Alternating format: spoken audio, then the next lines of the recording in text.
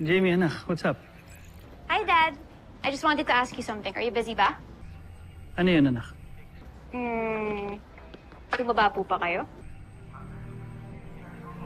Jamie, wala akong time makipaglokohan sa'yo. At hindi ako tumaba, ha? Sige na. Baka madali ako. Pikon na naman kayo. Anyways, I just got you something and I hope you're gonna like it. Okay? Bye, Dad. I love you.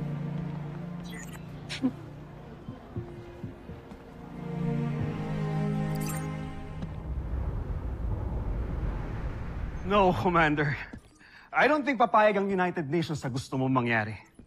We're in the middle of an interplanetary war. An extinction-level event. And I don't think they will tolerate any changes or shift in the military leadership. Not right now. I'm aware of the repercussions, Larry. I personally invited UN Ambassador Rogers over. Para masabi mo sa kanya kung ano talagang gusto mong mangyari.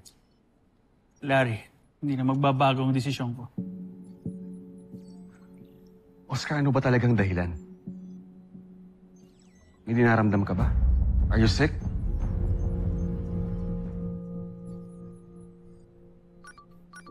Lieutenant Robinson requesting permission to enter, sir. Enter.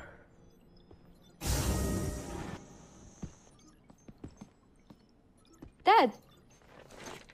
Jamie, Sir. may mahalaga kami pinag-uusapan. I'm sorry, sir. Sige lang, Commander. May panahon pa para makapag-usap kayo ni Jamie.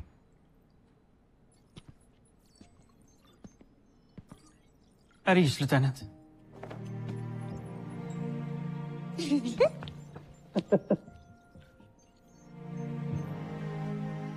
Parang pumapayat ka, Dad, ah. Ha?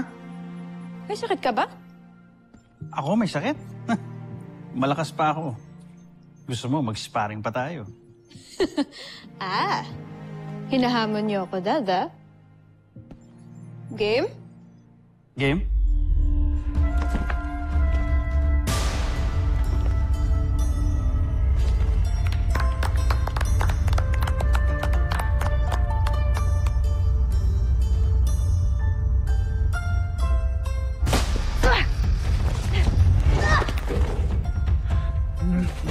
Pulling your punches, Jamie. Sure you're up for this? Grabe, ang galing nila pareho. Oo nga, kuya. Di ko nga din alam kung sino nga i-cheer ko eh.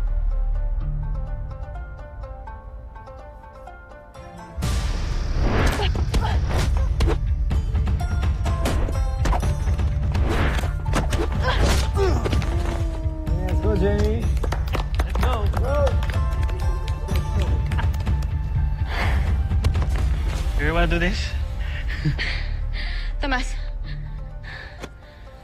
Yan na. Are you sure?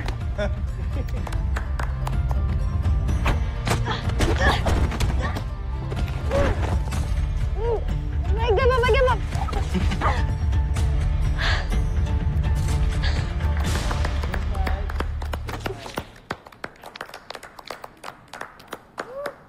So proud of you. I'm proud of you too, Dad. Idol talaga kita. Siyempre. Anyways, magtatagal po ba kayo? Why? I have a surprise for you. Sige. Sure. General, my incoming call from Ambassador Rogers. Okay, I'll take it from Dr. Smith's office. I'll see you later. See you later, Dad.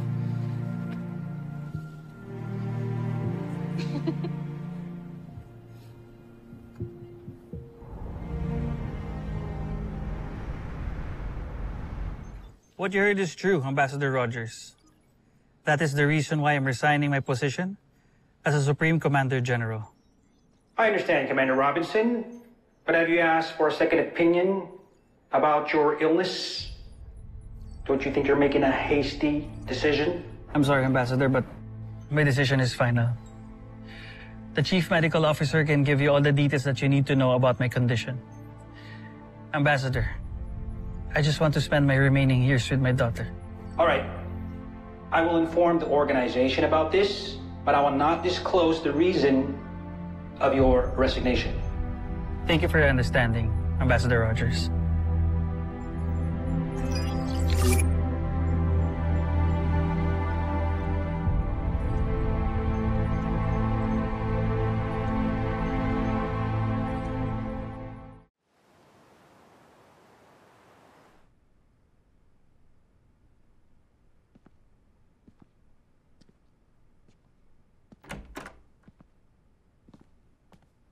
Dad?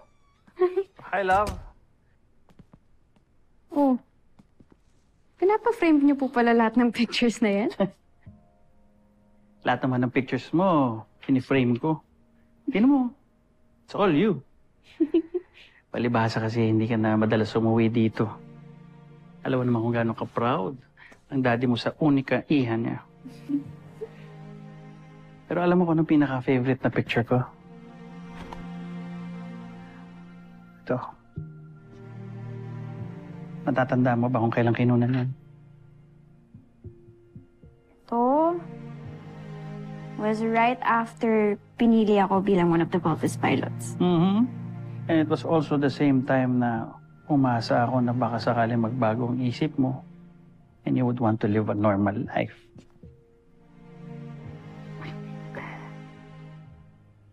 Pero alam mo,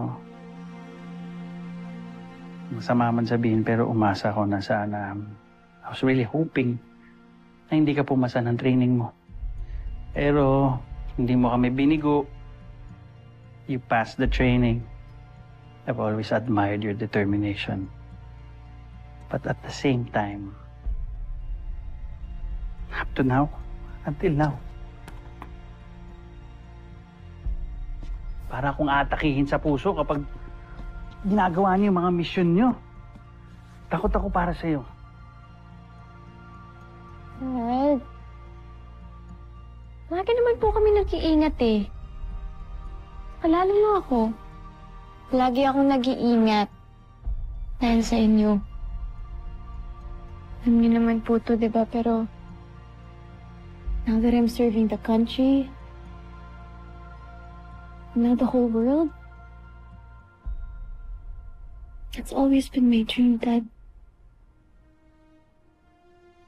I want to make a difference. Gusto kong protektahan yung mga tao gaya nung palagi niyong sinasabi sa akin nung bata ako. Kasalanan ko pa ngayon.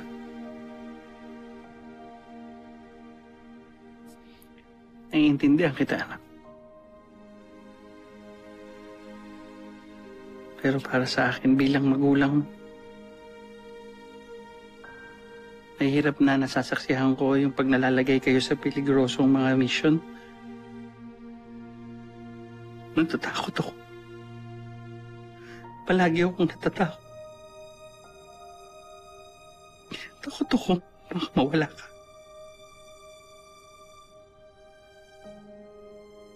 Alam mo, kahit sundalo ko, malambot ang puso ko. Lalo na pagdating sa'yo. Alam mo ba, bata ka nga, di ba? Pag nadadapa ka, natataranta ako.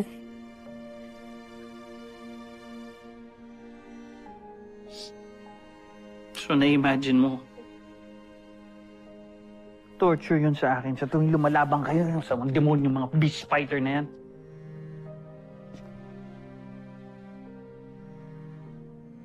Naiintindihan ko kayo, Dad, but please.